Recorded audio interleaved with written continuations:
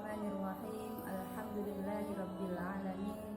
Wassalatu wassalamu ala asyrafil anbiya'i wal mursalin sayyidina wa maulana Muhammadin wa ala alihi wa ashabihi ajma'in, amma ba'du. Para santriwan dan santriwati serta seluruh pemirsa dimanapun berada yang dirahmati oleh Allah Subhanahu wa ta'ala, pada kesempatan hari ini kita sedang memperingati hari Nuzulul Quran atau hari turunnya Al-Quran. Apa sebenarnya pesan yang bisa kita ambil dari Nuzulul Quran ini? Di dalam Al-Quran dikatakan bahwa Syahrul Ramadan alladzi unzila fihil Quran hudan linnasi wa bayyinatin minal huda wal furqan, bahwa bulan Ramadan ini adalah bulan diturunkannya Al-Quran. Al-Quran sendiri ini adalah sebagai petunjuk bagi manusia dan juga menjadi Al-Furqan atau pembeda dari yang hak dan al-batil. Apa sebenarnya pesan di bawah atau di balik turunnya Al-Quran ini? Ada satu pesan penting ketika Al-Quran ini turun, yaitu pesan tentang tauhid. Karena Allah Subhanahu wa ta'ala menurunkan Al-Quran kepada Nabi Muhammad ini sejatinya adalah membawa risalah ketauhidan. Apa itu tauhid? Tauhid adalah mengesahkan Allah Subhanahu wa ta'ala melalui kalimat la ilaha illallah, tiada Tuhan selain Allah. Kita setelah mendeklarasikan diri bahwa di dunia ini tidak ada Tuhan yang berhak disembah, apapun tidak ada yang berhak kita sembah kecuali hanya Allah Subhanahu wa ta'ala. Dan selain Allah otomatis adalah bukan Tuhan dan statusnya adalah hamba dari Allah Subhanahu wa ta'ala. Oleh karena itu, karena kita statusnya selain Allah, semuanya adalah hambanya Allah, maka kita tidak berhak untuk menghambakan diri kepada selain Allah atau memperlakukan orang lain dengan cara menghamba atau memperhamba orang lain dengan atas nama apapun, termasuk adalah dengan atas nama perbedaan jenis kelamin. Adanya manusia yang berjenis kelamin laki-laki dan perempuan tidak kemudian dibenarkan untuk melakukan pembeda-bedaan, apalagi sampai dengan memperhamba dan menghambakan diri kepada salah satu jenis kelamin.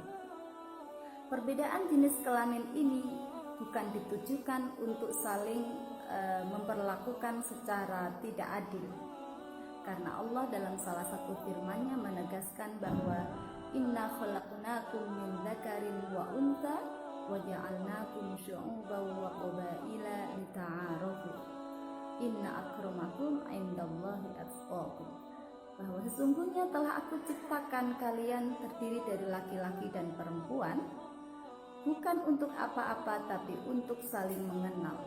Aku jadikan bersuku-suku berbangsa-bangsa itu untuk saling mengenal. Dan sesungguhnya yang paling mulia di sisi Allah di antara kalian adalah yang paling bertakwa kepada Allah. Ini menunjukkan bahwa kita antara yang laki-laki maupun yang perempuan itu memiliki kedudukan yang sama. Karena itu sebenarnya risalah tauhid memiliki pesan yang sangat kuat tentang kesetaraan. Karena di dalam tauhid tadi saya sebutkan, kita sudah menghambakan atau mendeklarasikan diri bahwa kita hanya menghambakan kepada Allah Subhanahu wa ta'ala atau menyembah kepada Allah Subhanahu wa ta'ala. Karena itu ketika turunnya Al-Quran pada masa jahiliyah sebelum Islam datang, di mana masyarakat banyak sekali yang melakukan praktek diskriminatif terhadap perempuan. Misalnya mereka sangat malu ketika ada perempuan lahir karena perempuan dianggap sebagai aib masyarakat, maka ini kemudian ditolak oleh Al-Quran. Dan juga ketika memperlakukan perempuan sebagai benda dan harta warisan yang kemudian diperebutkan antara satu dengan yang lain, Kemudian Al-Quran juga menegaskan secara tegas di dalam salah satu ayatnya yang berbunyi, Ya ayyuhalladzina amanu la yahillu lakum an tarithun nisaa karha. Wahai orang-orang yang beriman, tidak halal bagi kalian untuk mewariskan perempuan dengan cara paksa. Ini menunjukkan bahwa larangan terhadap mewariskan atau memperlakukan perempuan sebagai harta warisan yang dilakukan atau yang dipraktekkan pada masa jahiliyah itu kemudian dilarang oleh Islam melalui ajaran tauhidnya. Karena itu ajaran tauhid ini harus kita renungi dan harus kita resapi bersama. Karena setelah 15 abad Islam datang, ternyata ajaran tauhid ini masih belum banyak bisa kita praktekkan atau belum banyak bisa kita gunakan untuk memperbaiki diri kita masing-masing. Banyak orang yang masih belum memahami tentang esensi tauhid yang sesungguhnya, yang membawa pesan tentang kesetaraan, yang membawa pesan tentang kebebasan atau hurriyah. Padahal di dalam tauhid sudah sangat tegas.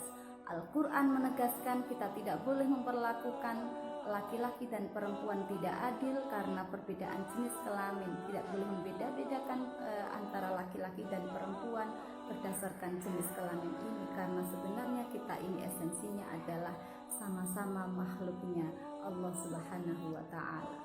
Karena itu kita harus saling mengkoreksi diri dan saling mengingatkan untuk bisa selalu tawasau bil haq, tawasau bis sabr. Karena sebenarnya dalam kehidupan kita masih banyak menemui praktek-praktek yang seperti itu. Lalu bagaimana kita bisa meneladani tauhid itu dan kemudian mengajarkan atau mengaplikasikan ajaran kesetaraan ini? Apakah kemudian apapun yang boleh dilakukan oleh laki-laki juga harus dilakukan oleh perempuan? Bukan itu maksudnya, tetapi kita akan kembali kepada ajaran harmoni di mana kita harus bisa saling memahami pada posisi masing-masing sebagai perempuan maupun sebagai laki-laki.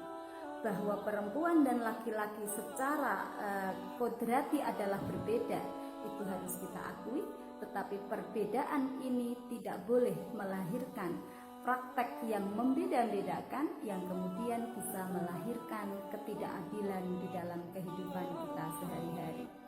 Terima kasih pemirsa yang dirahmati oleh Allah. Kurang lebihnya mohon